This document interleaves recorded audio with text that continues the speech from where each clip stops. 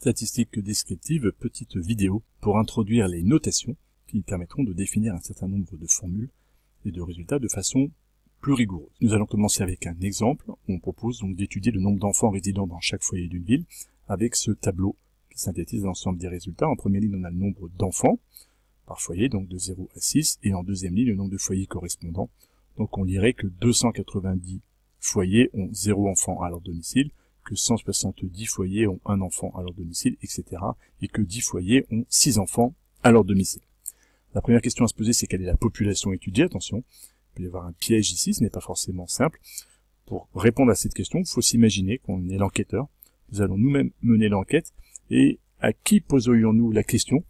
Eh bien, on irait sonner à chacune des portes de tous les foyers du village, de la ville, et donc la population étudiée est clairement les foyers de la ville. Le caractère étudié, une fois qu'on a sonné à la porte d'un foyer de la ville, quelle est la question que nous allons poser? Eh bien, quel est le nombre d'enfants qui résident chez vous?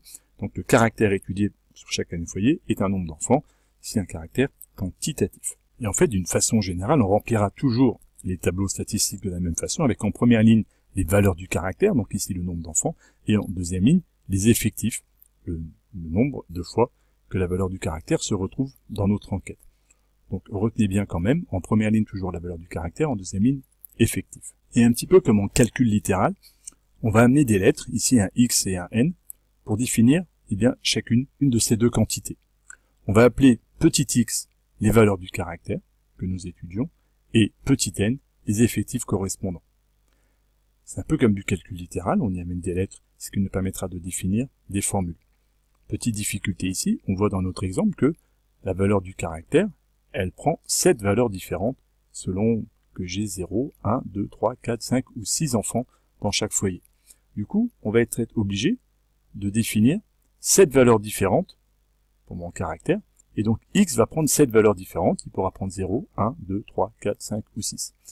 Et du coup, pour les différencier, on va être obligé de lui rajouter un petit indice, x1, x2, x3, x4. Et de la même façon pour l'effectif, on va appeler n l'effectif. L'effectif correspondant à la première valeur va être 290, l'effectif correspondant à la deuxième valeur 170, l'effectif correspondant à la troisième valeur 155.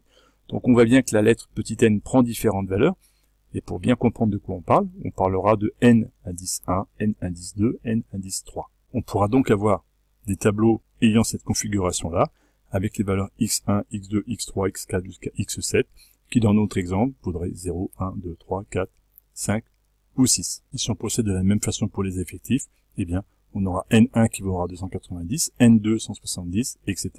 Et on comprend bien que la valeur n4 est l'effectif correspondant à x4, la quatrième valeur de mon caractère.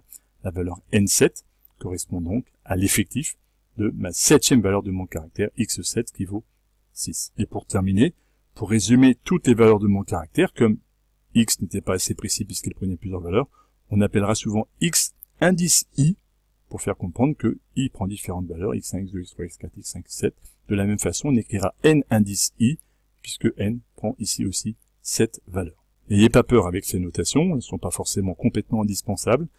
Pour débuter, elles vont nous permettre quand même de définir plein de formules, dont certaines que vous connaissez déjà, comme les fréquences ou les moyennes, de façon rigoureuse et précise, et c'est un outil qu'il va falloir apprendre à maîtriser au fur et à mesure dans les situations concrètes.